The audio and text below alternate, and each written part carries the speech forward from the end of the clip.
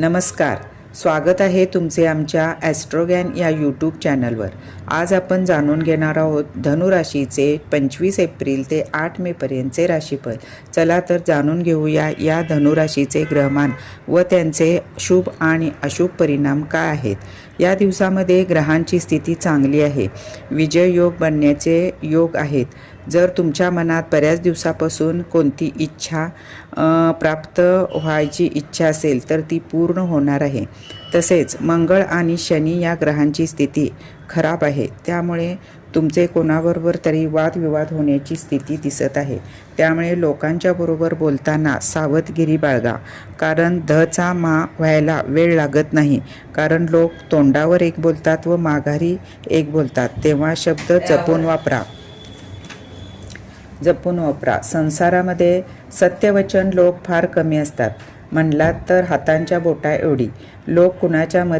अशी लोक कुणाच्या मध्ये पडत नाहीत। एकाचे दोन करणे किंवा दोघांच्यात भांडणं लावणे असे प्रकार त्यांच्या बाबतीत घडत नाही। अशा स्थितीमध्ये स्वतःहून कोणाशी भांडायला जाऊ नका, वादविवाद करू नका। यामध्ये असा ग्रहयोग आहे की तुम्ही करायला जाल एक आणि होईल भलतंच, तेव्हा तुम्ही स्वतःच्या पायावर कुऱ्हाड मारून घेतल्यासारखं होईल। तेव्हा ही वेळ जपून वागा। तसेच सूर्यदेव ह्या कठीण परिस्थितीतून तुम्हाला बाहेर काढण्याचा प्रयत्न करत आहेत, तर तुम्ही सूर्याला जल अर्पण करा, हे उत्तम। हे तुमच्यासाठी चांगले राहणार आहे। तसेच शुक्र पण चांगले परिवर्तन घडवून आणण्याच्या प्रयत्नात आहेत आणि तुमचा विजय होईल असा प्रयत्न करत आहेत। त्यामुळे विचार करून वागा आणि विजय आपलाच झाला पाहिजे हे बघा। तसेच परिवारातील काही जवळच्या व्यक्तीची तुम्ही खूप काळजी घ्याल, हे उत्तमच आहे। परंतु इथे तुमच्या मनाचा थोडा गोंधळ होण्याची चिन्हे दिसत आहेत।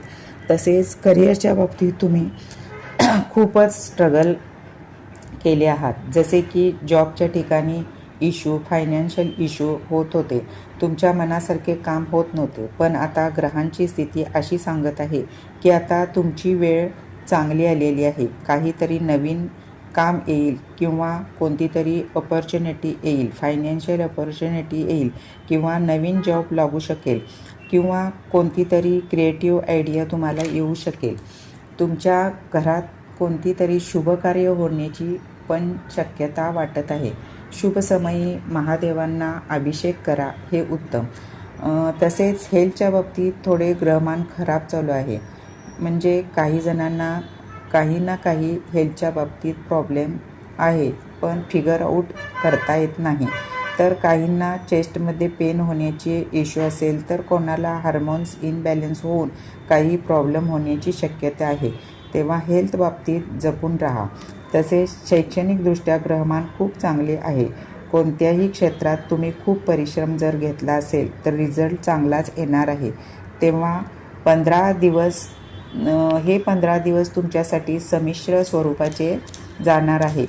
जर हा व्हिडिओ तुम्हाला चांगला वाटल्यास सबस्क्राईब करा। नमस्कार, श्री स्वामी समर्थ।